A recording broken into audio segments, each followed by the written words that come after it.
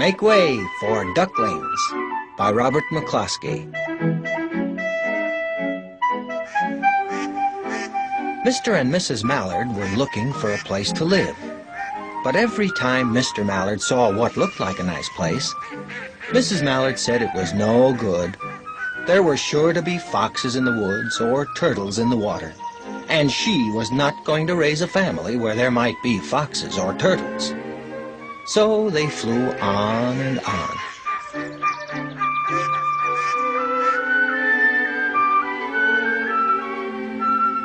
When they got to Boston, they felt too tired to fly any further. There was a nice pond in the public garden with a little island on it. The very place to spend the night, quacked Mr. Mallard. So down they flapped. Next morning, they fished for their breakfast in the mud at the bottom of the pond. But they didn't find much.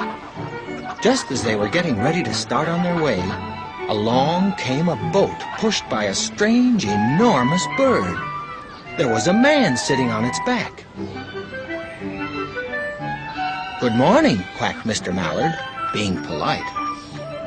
The big bird was too proud to answer. But the people on the boat threw peanuts into the water. So the Mallards followed them all round the pond and got another breakfast, better than the first.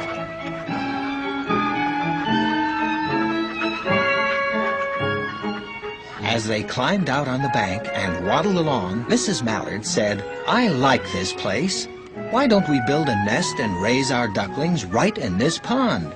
There are no foxes and no turtles, and the people feed us peanuts. What could be better?" "Good," said Mr. Mallard, delighted that at last Mrs. Mallard had found a place that suited her.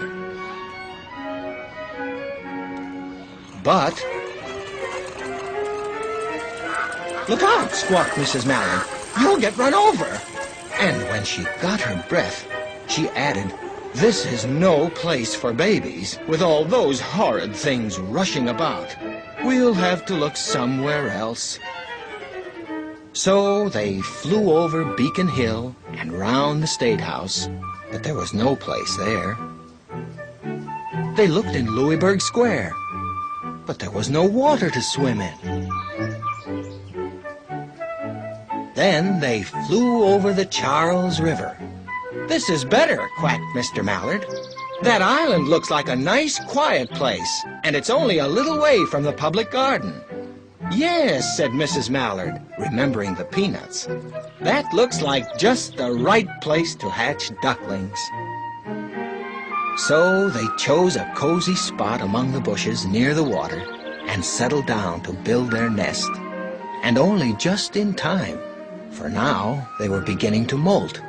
All their old wing feathers started to drop out. They would not be able to fly again until the new ones grew in.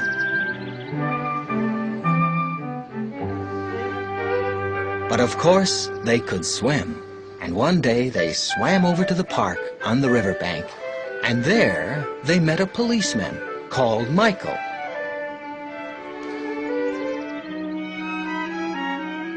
Michael fed them peanuts. And after that, the Mallards called on Michael every day. After Mrs. Mallard had laid her eggs in the nest, she couldn't go to visit Michael anymore because she had to sit on the eggs to keep them warm. She moved off the nest only to get a drink of water, or to have her lunch, or to count the eggs and make sure they were all there. 1, 2, 3, 4, 5, 6, 7, 8. One day the ducklings hatched out.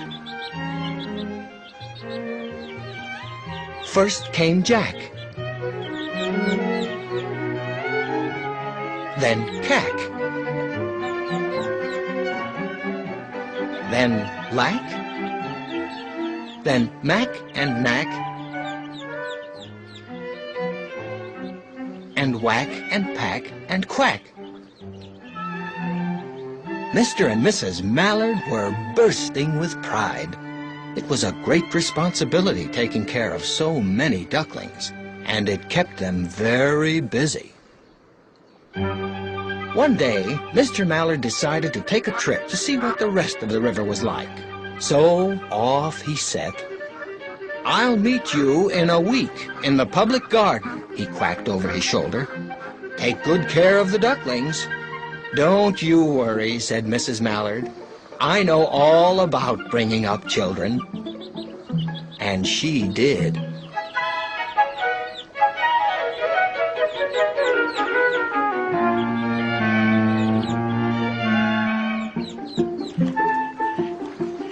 She taught them how to swim,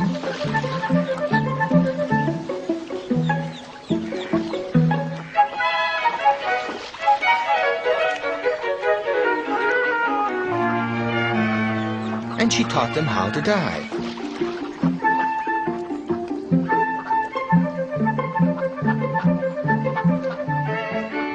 She taught them to walk in a line, to come when they were called, and to keep a safe distance from bikes and scooters and other things with wheels.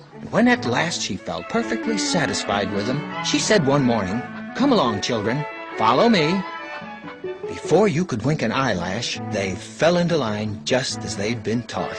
First Jack, then Cack, then Lack, then Mack, Knack, Whack, Pack, and Quack, and they swam to the opposite bank.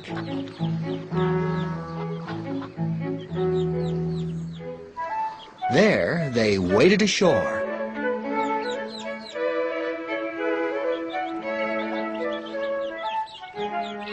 And they waddled along till they came to the highway.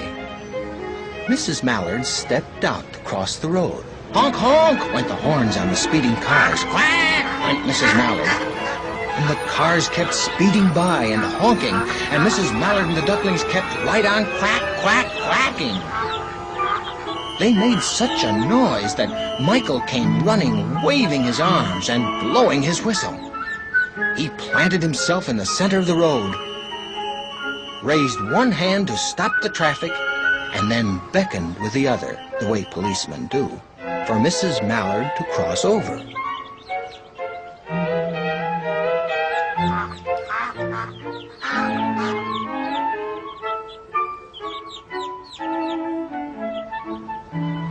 As soon as Mrs. Mallard and the ducklings were safe on the other side and on their way down Mount Vernon Street, Michael rushed back to his police booth. He called Clancy at headquarters and said, "There's a family of ducks walking down the street." Clancy said, "Family of what?" "Ducks," yelled Michael. "Send a police car, quick!" Meanwhile, Mrs. Mallard had reached the corner bookshop and turned into Charles Street, with Jack, Cack, Black, Mack, Knack, Whack, Pack, and Quack all marching in line behind her. Everyone stared.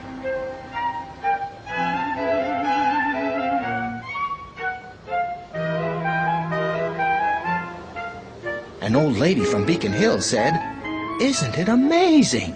And the man who swept the streets said, "Well, now, ain't that nice?" And when Mrs. Mallard heard them, she was so proud, she tipped her nose in the air and walked along with an extra swing in her waddle.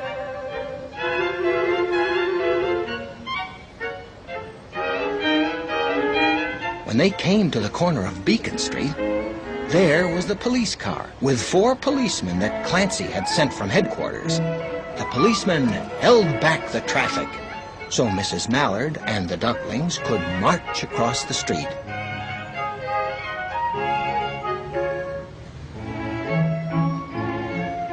And they marched right on into the public garden.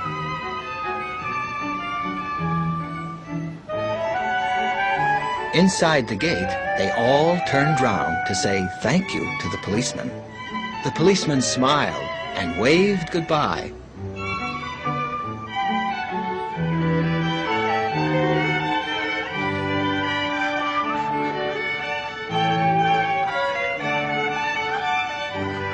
When they reached the pond and swam across the little island, there was Mr. Mallard waiting for them, just as he had promised.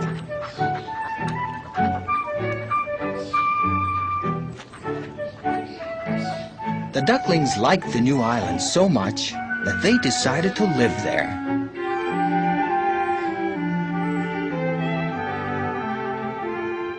All day long they follow the swan boats and eat peanuts.